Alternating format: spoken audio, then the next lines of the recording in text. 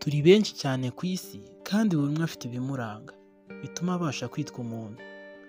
Ariko hagati yacu hari abandi bantu uba ubona badasanzwe, muri make badateye nk'abandi. Si ibanga, hari n'abo tubona tugasigara dutangaye, tukibaza igituma batandukanye natwe. Ugasigara wibaza, ese byagenze bite? Uyu munsi twahisemo kuzana urutonde rw'abantu badasanzwe kuri isi yose. Mbese aba barihariye.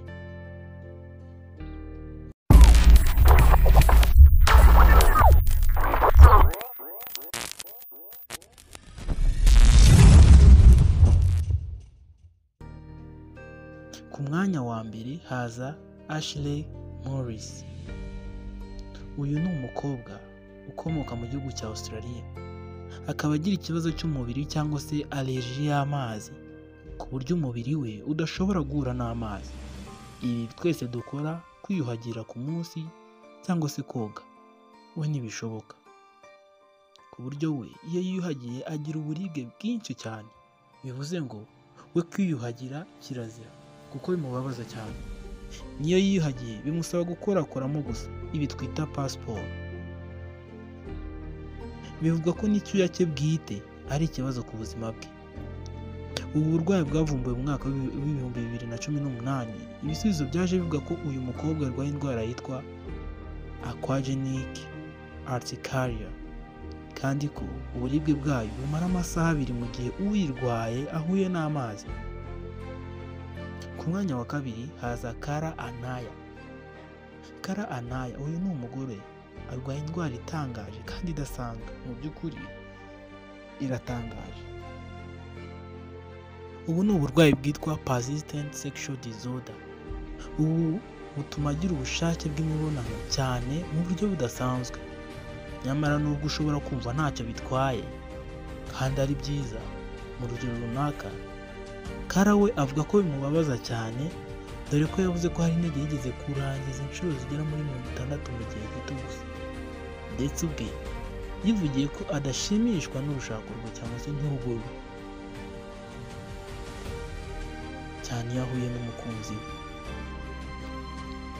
Ku mwanya wa gatatu haza Kim Goodman. Uyu mugore muhuye bwa mbere ushobora kwikanga ndetse bikaba byakuviramo kwiruka ukamuhunga bitewe n'uburyo amaso yateye, dore ko asa nk'ayenda kumuvamo. Gusa uyu mudamu nubwo ateye atya, we arabyiratana, dore ko anatumirwa cyane ku mateleviziyo akomeye. Uyu mugore afite ubushobozi bwo gusa nk'ukanura cyane ku buryo amaso ye asa nk'avuyemo yose neza neza. Ukuri ateye ubwoba, gusa niba ubishaka abikora yabishatse. Ku mwanya wa kane haza Lizzie Velasquez. Elizabeth, umukobwa wavukiye muri Amerika mu mujyi wa Texas. Akaba ari naho yagaragarije ibimenyetso by'indwara yiswe progeria. Progeria ni indwara bakunze gufata cyangwa se ni indwara ikunze gufata abana bato. Ni indwara yihutisha imikurire y'umwana. Ni ukuvuga imyaka ikaba ari iy'umwana muto, ariko igihagararo akaba akuze cyane ntahuriye n'imyaka afite. Mbese ari mukecuru cyangwa se umusaza. Uyu yiswe n'abantu benshi ko ariwe gitsina gore kibi ku isi. Ariko ibi ntibyamuhungabanyije ngo bitume yiheba, kuko yabyemye amatwi agakomeza guhangana nabyo, cyane ko yahanganaga nabyo abicishije mu kwikorera amavideo yacishaga ku rubuga rwe rwa YouTube, ndetse aza no kwandika igitabo cyaje no gushimangira cyane ku bwiza bw'umuntu. Avuga ko ubwiza bw'umuntu tagomba kugendera ku byo abura cyangwa se ku ntege ze. Ku mwanya wa gatanu haza Jesus Fajardo. Uyu musore ukomoka muri Mexico yatangaje abantu benshi cyane ku isi bitewe n'imiterere y'umubiri we. Fajardo yameze umusatsi ugera no mu isura ubusanzwe hatamera umusatsi. Ibi byatumye ahabwa izina ry'ubusitani cyangwa se ry'akabyiniro ariryo The Werewolf. Gusa uretse kuba yariswe ko, byanatumye afatwa ukundi kuntu mu bantu, dore ko ahanyuze hose bamutangarira, bamwe bakagira ubwoba, abana bakiruka cyane nk'igihe yari akiga. Bikaba byaranatumye ariko ishuri cyangwa se arivamo. Fajardo yavuze ko arambiwe guhora yihisha. Abantu bakwiye kumufata nk'umuntu usanzwe nk'abandi bose. Ati ntanjye mfite uburenganzira bwo kubaho nk'abandi.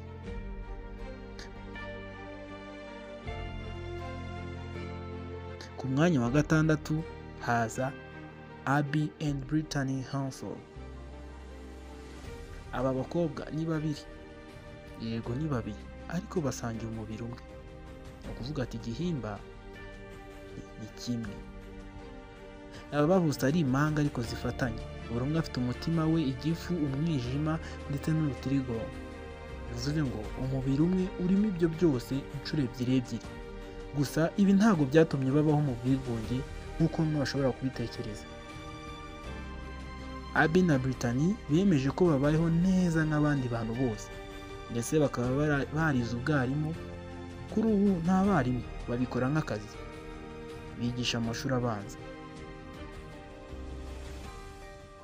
Aba nibo bantu batandatu twari twaguteguriye bihariye kandi badasanzwe. Abihariye kandi badasanzwe ku isi bo ni benshi.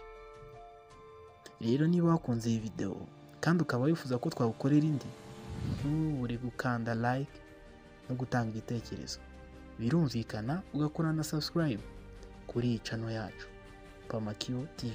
Rifate mu mutwe Pamakio TV, maze ukomeze uryoherwe n'ibyo tukugezaho. Mugire ibihe byiza.